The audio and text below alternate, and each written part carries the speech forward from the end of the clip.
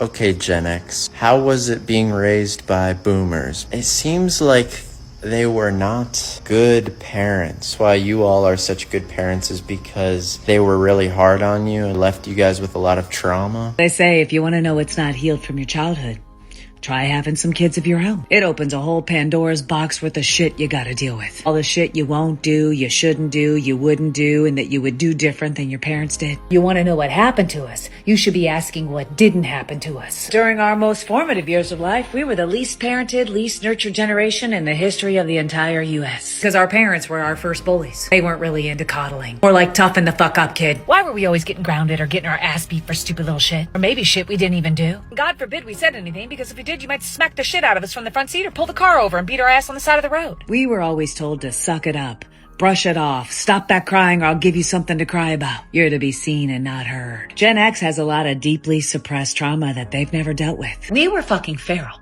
Whipping up our own breakfast on the stove by the time we were 5 and running our own bootleg daycares by the time we were 8. Our parents locked us out of the house. I drank from the hose because I wasn't allowed to come inside and drink out of a glass. You want to know where Gen X's trust issues started? You can blame it on our parents who lied to us about everything. Get over here.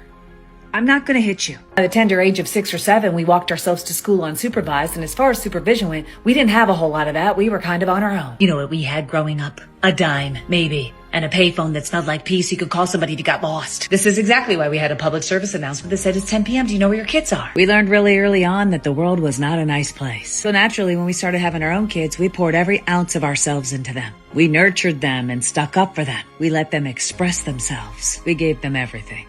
Everything we never had.